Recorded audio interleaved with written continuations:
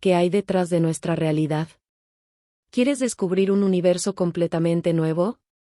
El Dr. Jacobo Grinberg, un renombrado neurofisiólogo y psicólogo mexicano, dedicó su vida al estudio de disciplinas como el chamanismo, la conciencia, la parapsicología, la meditación y la telepatía. En su trabajo, descubrió algo asombroso: ¿el universo es mental? Sí, ¿lo leíste bien? Jacobo Grinberg encontró que nuestra realidad es una construcción generada por nuestro cerebro, un holograma. ¿Y sabes qué?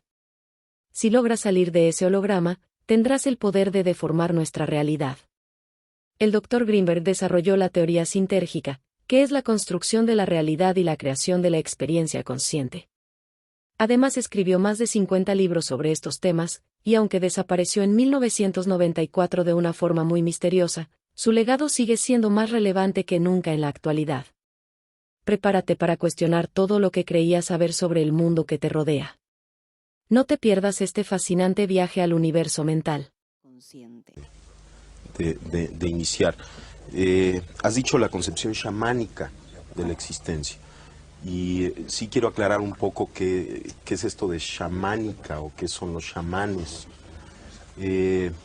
Son los sabios indígenas de muchos lugares del mundo. Nosotros hemos estudiado a estos sabios en México. Y una de las linajes de estas gentes se encuentra en el estado de Sonora, los yaquis de Sonora. Y ellos tienen... Los de Carlos Castaneda. Ah, sí. Y ellos tienen una concepción acerca de cómo se crea la percepción. Se interesan fundamentalmente en explicar o en tratar de explicar cómo aparecen las imágenes, cómo aparecen los sonidos, cómo aparecen los diferentes niveles de la realidad. Entonces, en este sentido, la teoría sintérgica tiene relación con esta concepción chamánica, pero no surge de ella, está relacionada, porque esta teoría también es un intento teórico para tratar de explicar cómo se crea la percepción. Pero la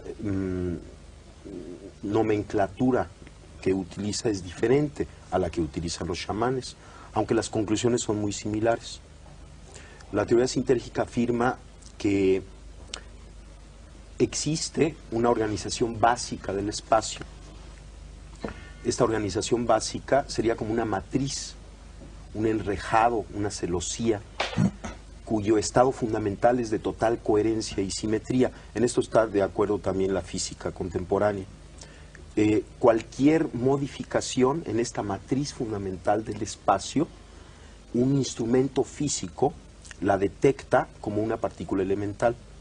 Entonces el instrumento detecta que hay algo que aparece contra un fondo estable de total coherencia, y los físicos y las gentes que conocen lo que significa la medida del instrumento hablan de la aparición de una partícula elemental.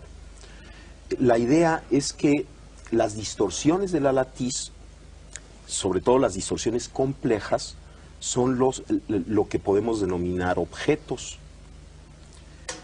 La teoría sintérgica afirma que el cerebro humano es capaz de distorsionar la estructura de la latiz en la forma más compleja conocida en el universo. Y esta distorsión compleja de la latiz constituye la realidad perceptual.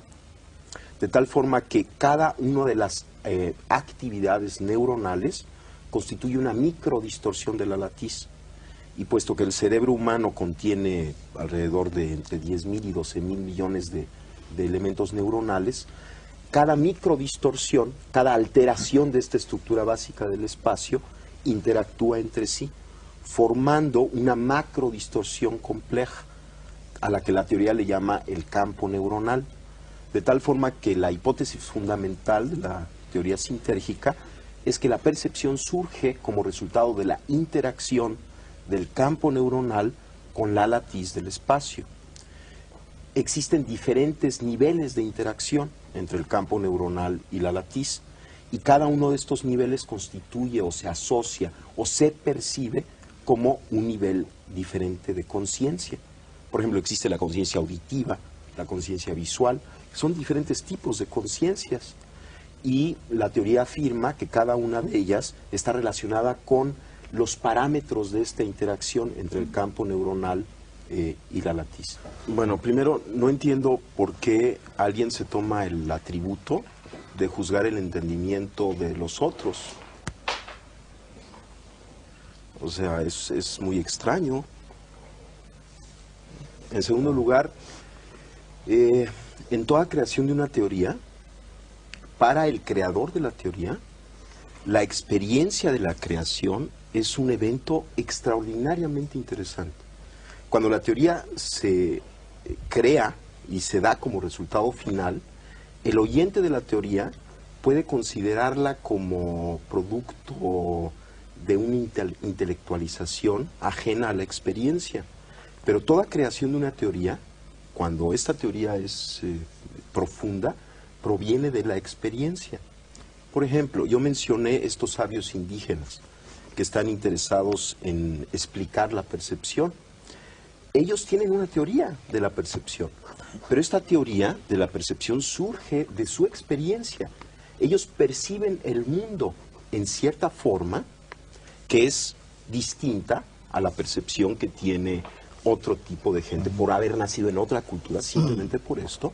Y entonces a partir de esta percepción crean una concepción.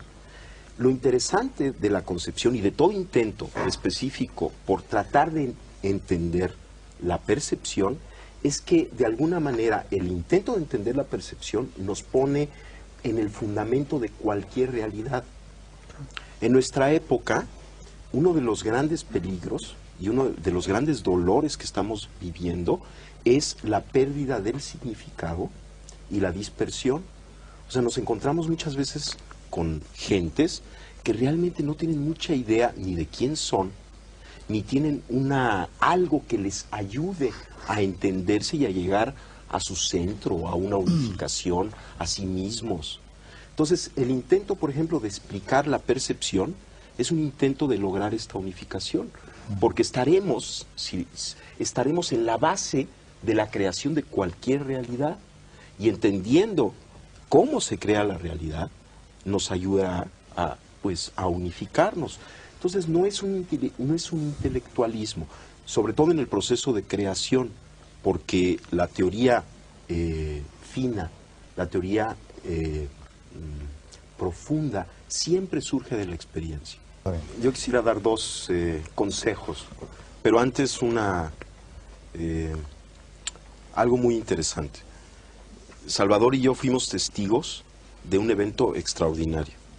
Y vamos, yo soy un científico, yo tengo un laboratorio, estudio la actividad cerebral, la fisiología cerebral, y me invitaron a conocer a esta mujer Pachita y a sus operaciones. Y lo que yo vi ahí, en principio, contradecía todo concepto y todo conocimiento que yo tenía acerca de la realidad.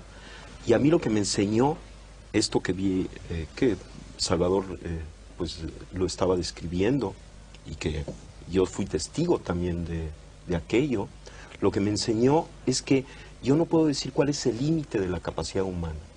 A partir de esa experiencia yo no me atrevo a decir el ser humano no puede hacer esto, el cerebro tiene tal límite en su potencialidad, sino que parecería que estamos dentro de un continuo extensísimo y no conocemos cuáles son los extremos de este continuo. Ahora, los dos consejos. Los dos consejos. Uno es la risa. Uno es la risa. La risa es excelente, es una medida terapéutica extraordinaria. Inclusive hay una técnica de meditación taoísta en donde la persona, y es muy sencillo hacerlo, la persona se sienta y sonríe. Inténtenlo. Sonríe con los ojos y la boca. O sea, realmente suba las comisuras de los labios.